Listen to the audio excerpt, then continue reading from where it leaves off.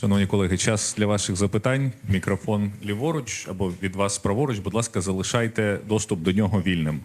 Пане президенте, ми очікуємо, або ми хочемо, щоб Путін був в Стамбулі, щоб ви з ним поговорили правильно, щоб може якийсь дати старт. Але ми розуміємо, що можливо це не так. Тобто, можливо, його не буде.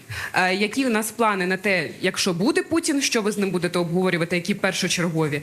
І якщо ні, але Росія, як вона зараз каже, туди надсилає свою переговорну групу. Чи від нас готова переговорна група від України, щоб ми почали з ними там переговори? Не ваші з Путіним, а переговорна група Росії з переговорну групу України.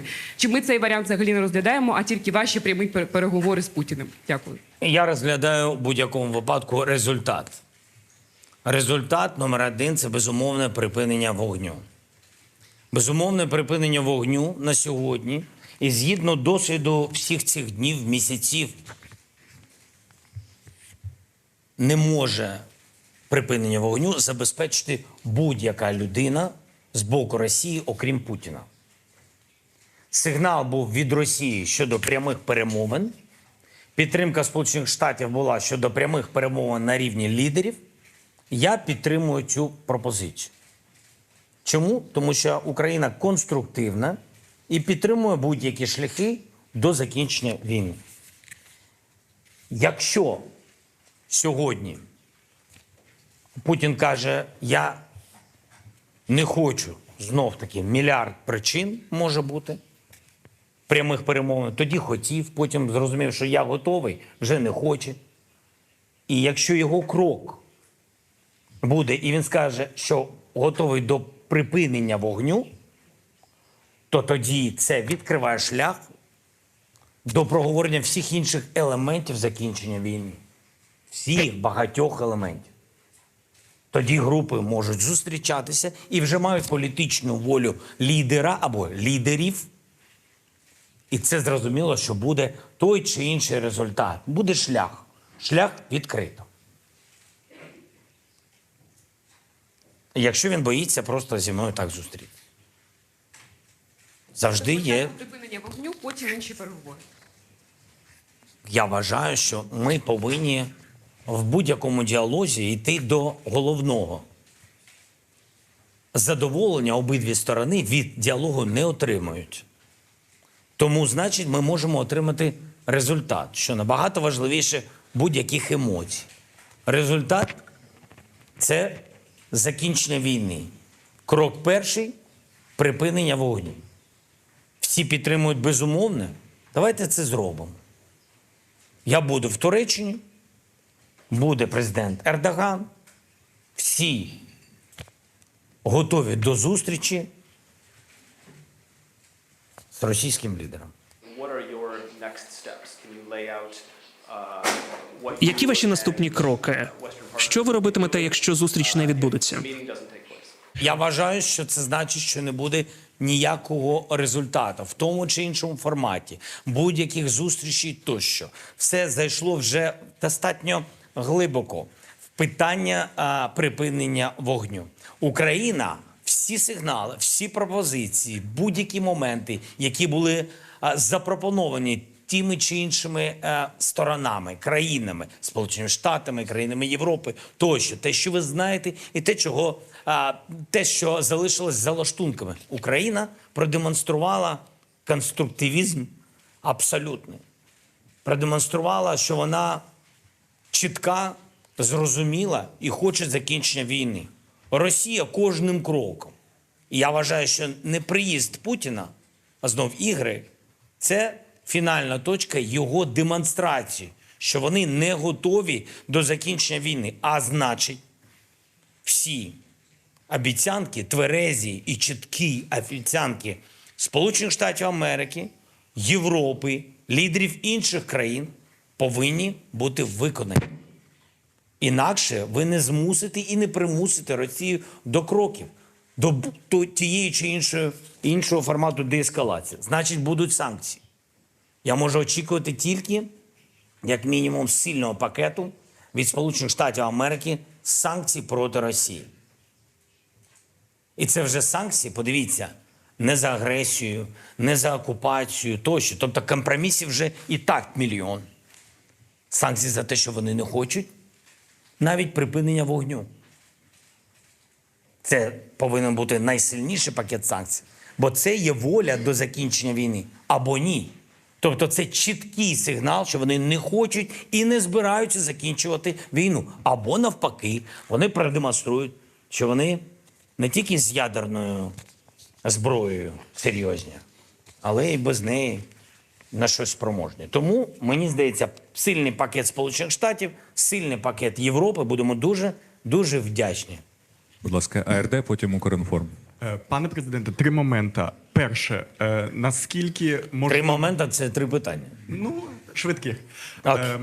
Наскільки можлива ця зустріч з Путіним? Я маю на увазі указ РНБО. Друге, як конкретно ви собі уявляєте цю зустріч? І третє, лідери ЄС казали, і лідери Європи казали, що будуть швидкі санкції, коли вони були Так. в Києві. Як швидко ви очікуєте такі санкції від Мерца та інших? Є дати, коли є засідання країн Європи. Є відповідні дати. Я чесно не пам'ятаю, але це, мені здається, цей місяць, середина, а може під кінець місяця. Ми очікуємо саме, що під час засідання лідерів буде це розглянуто. І буде сильний пакет. Я відверто хотів би, щоб пакет був на мінімум на тому самому рівні, на якому зараз є пропозиція в Конгресі Лінсі Грема, пропозиція щодо сильних санкцій по енергетиці і по банківській системі. Там сильний пакет. Те, що я бачив, я вважаю, що там достатньо сильний пакет. І якщо Європа до свого пакету може додати сильні кроки Сполучених Штатів Америки, аналоги, те, що стосується Європи, безумовно, ми були б вдячні. Це передусім важливо. Не пакет заради пакету, а сильний пакет, який буде впливати ще на економіку Росії. Це перше. Щодо про РНБО, то, що я вже говорив, що це наратив русських, що я не можу начебто говорити з Путіним. Так? Хочу всім нагадати, як все це відбувалося. Я прийняв указ, саме запровадив указом в дію рішення Ради національної безпеки і оборони. Як це було? Україна отримала багато разів ультиматуми від Росії, саме від Путіна. Це почалось від того, як люди пана Медведчука, Новинський, особисто все це є. Є відповідні свідки, записи тощо. Представляли інтереси Путіна, говорячи напряму зі мною по телефону в найскладніший момент, коли ми були в блокаді, повні говорили про те, що як треба здавати Україну, території, тощо, як куди мені треба бігти, іначе, що мене не буде, моєї сім'ї, тощо. Тобто це довга історія. Таких ультиматумів було дуже багато, коли хтось представляв інтереси Росії, а саме Путіна, і давав відповідні сигнали. Значить, всі ці люди, вони спілкувалися з Путіном і дуже хотіли представляти інтереси України. Таких майданчиків щодо таких сигналів і тощо було не один, не два, багато. Рішенням своїм РНБО я, в принципі, зробив те, що і так говорить Конституція України, що саме я можу виконувати, саме я виконую цю місію згідно Конституції України. І ніхто, окрім мене, не може вести перемовини щодо суверенітету, територіальної цілісності України, нашого курсу. Ніхто, крім мене, не може вести відповідні перемовини з лідером Росії і інших країн. Тощо. Згідно Конституції України. Це мої права і обов'язки, до речі. Відповідно до статті 106 Конституції України, президент України має виключні конституційні повноваження представляти державу в міжнародних відносинах, здійснювати керівництво зовнішньополітичною діяльністю, вести переговори та укладати міжнародні договори України.